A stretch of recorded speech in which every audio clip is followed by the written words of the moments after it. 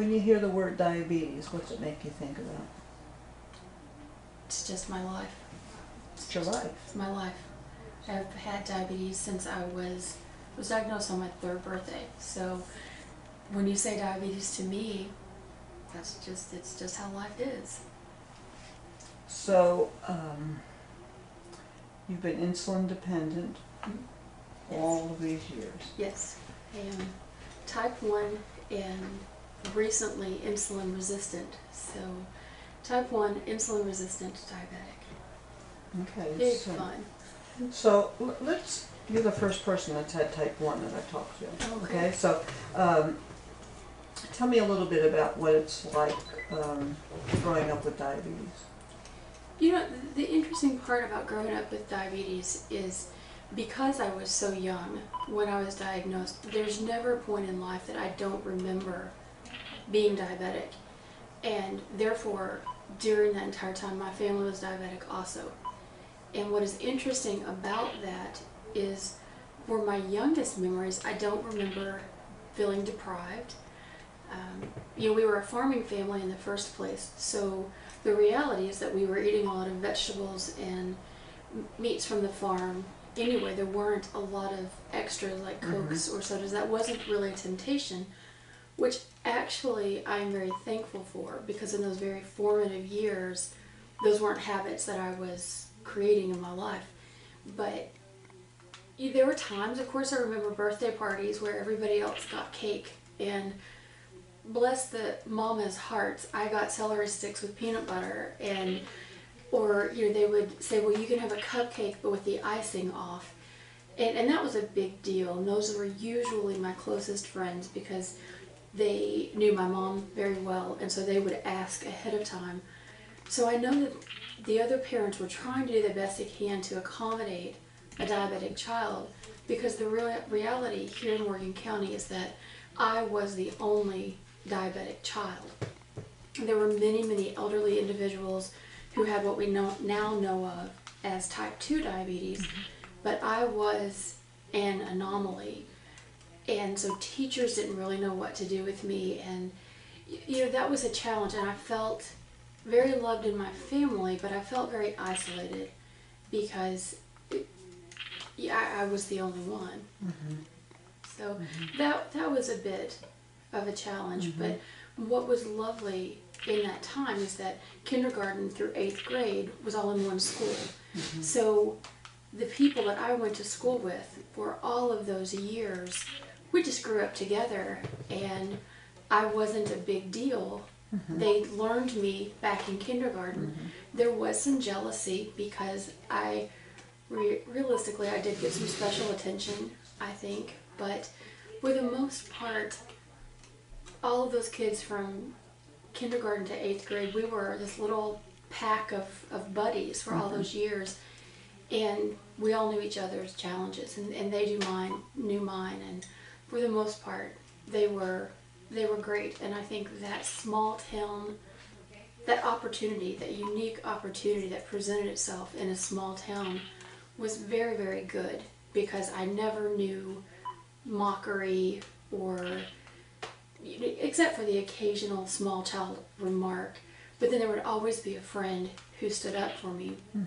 One of my favorite stories is when I was in the 3rd grade, I was in the hospital for a couple of weeks, and that was a really bad time, and people weren't sure if I was going to make it or not. And my class, of course, sent homemade cards, and that was great.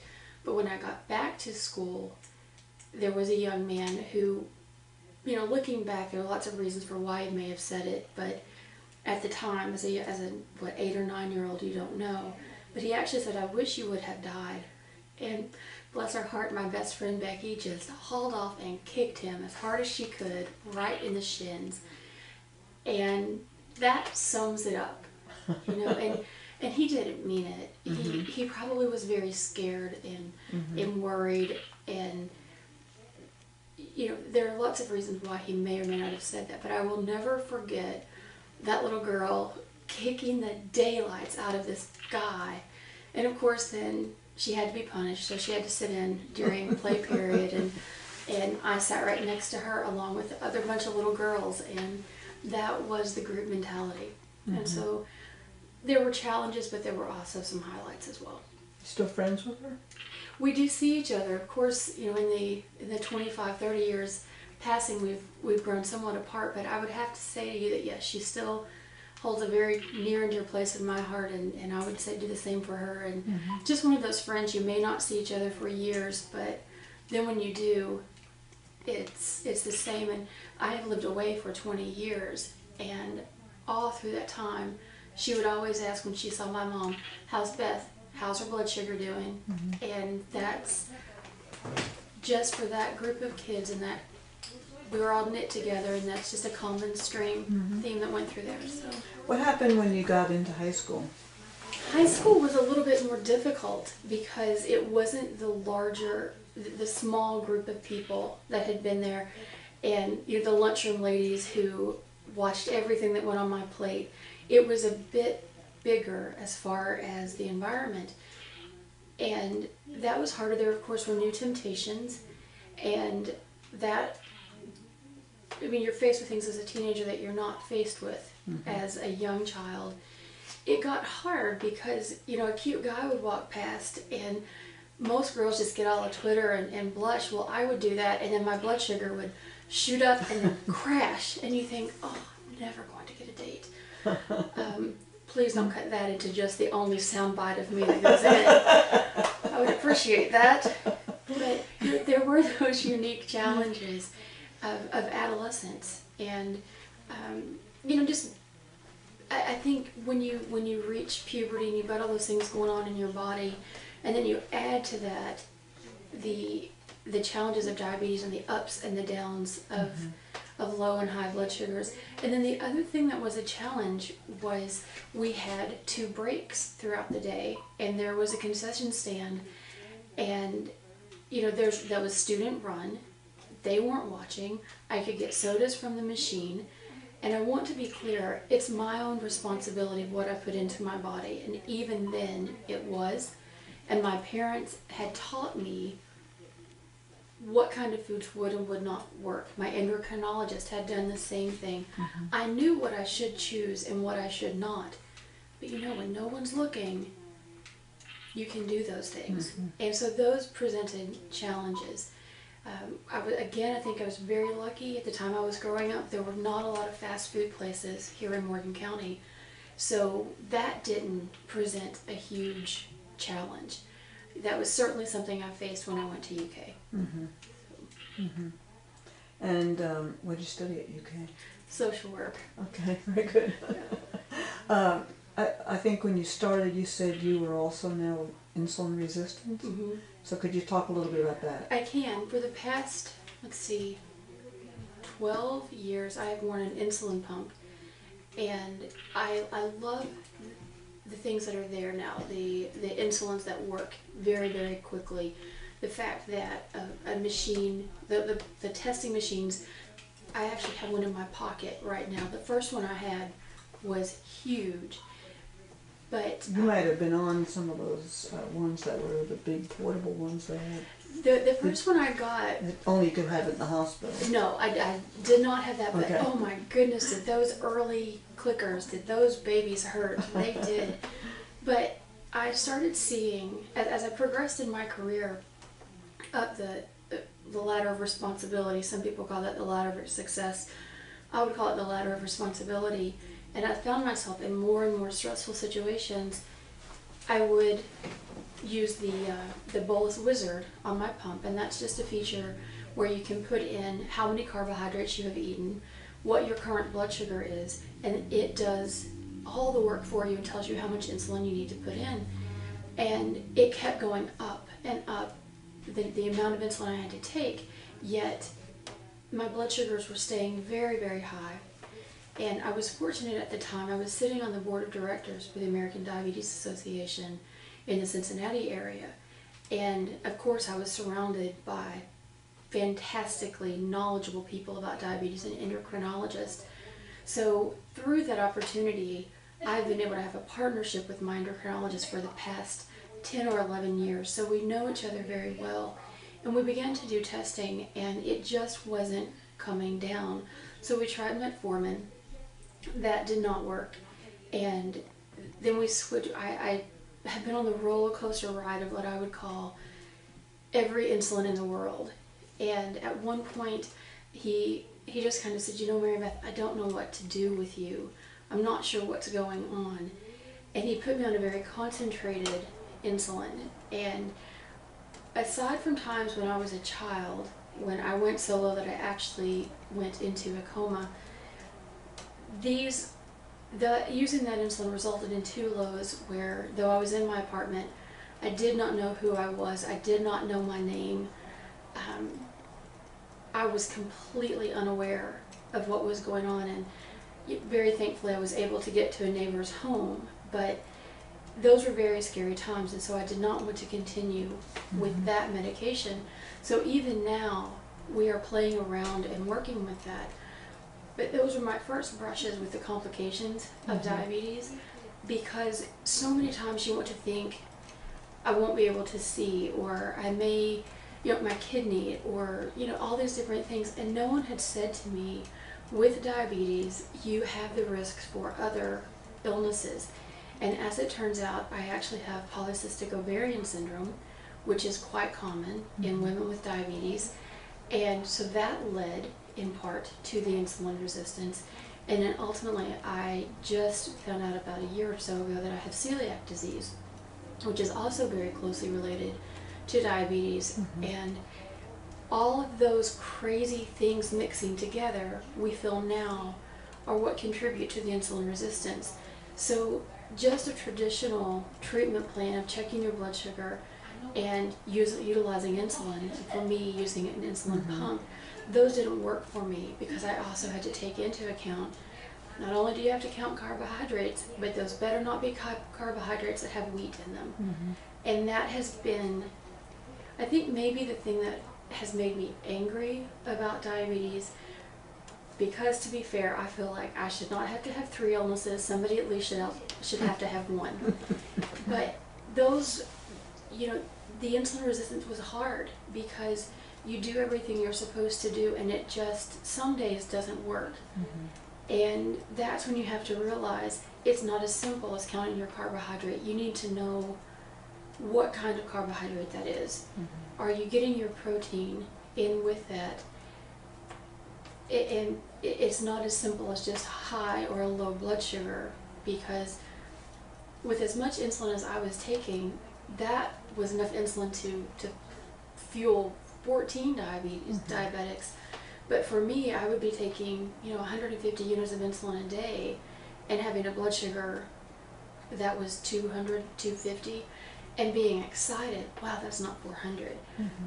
You should not be having a 250 blood sugar if you're taking that much insulin every day. Exactly.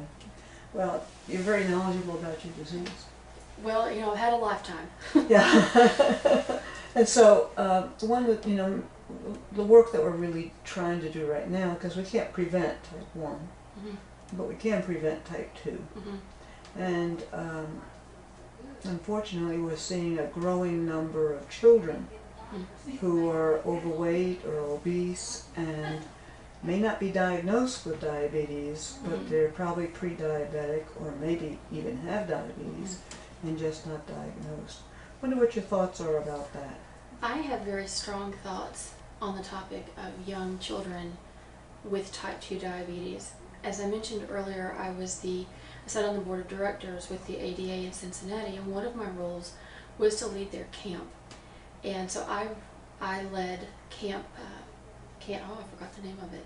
I led their camp for 2 years, and that was about 10 to 11 years ago. And the first year, it was straight type 1 children, and maybe out of the 110 or 20 campers, 3 to 4 had type 2 diabetes. We tracked the statistics of our campers, and we saw 10 and 15% increases in a year. And it never failed. Those young adults, or actually there was a young child, as we let them come into camp at 9 or 10 and to stay overnight. There were day camps for younger children, and all of them were overweight. And many of them struggled even with the activities that we had planned for them. On a hot day, hey, I struggled with some of the activities too, but on the days that were very good and good climate, and there was no reason to not be able to do them other than the fact that you had no physical activity in your life, we saw that in these kids. They just weren't moving. We saw that happening many, many years ago, and I have watched over the years, frankly with a bit of anger, and I'm seeing what's happening, and perhaps it's because I had diabetes from the time I was 3 years old, and while I have learned to deal with it, I don't underestimate it. And yes, you can accomplish most things in life with diabetes, certainly you can, but you have to respect the disease and know if it chooses to on any given day, it can floor you. So the fact that young children are facing this when they don't have to, that makes me very angry.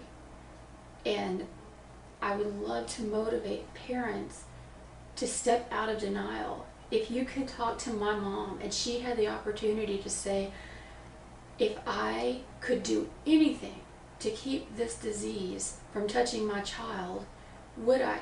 Absolutely. She would have taken it from me all those years ago.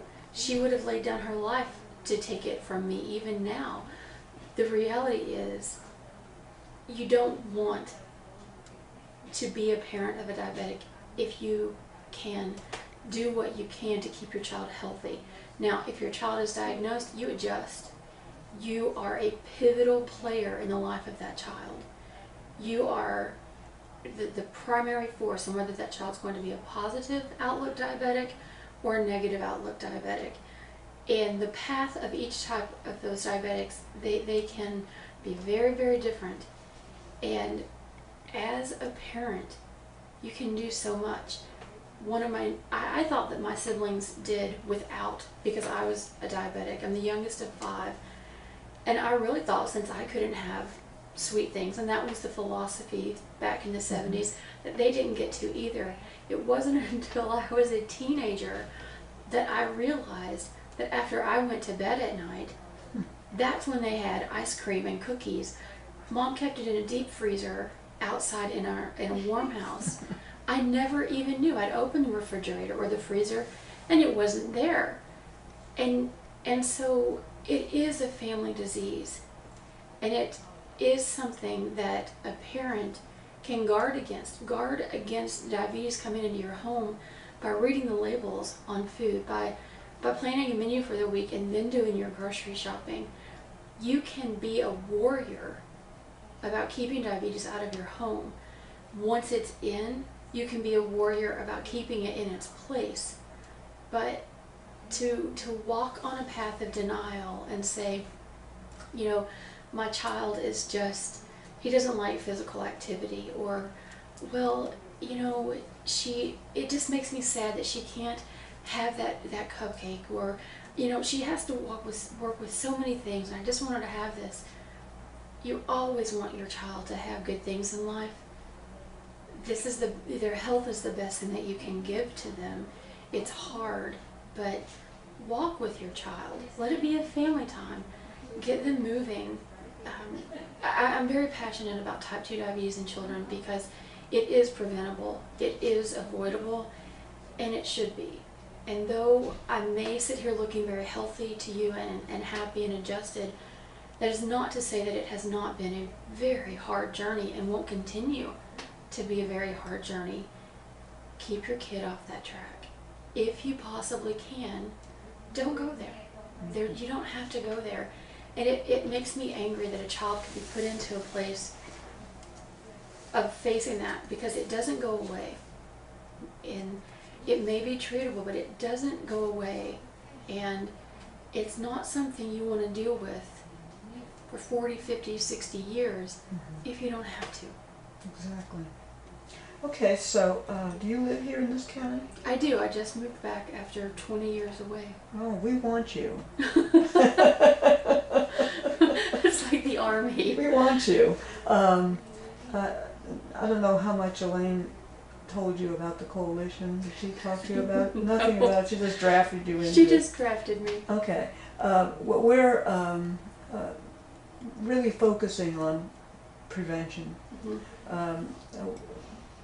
I'm project director. We have a grant from the CDC, 5-year grant, and working in several counties, including Morgan, really to prevent diabetes.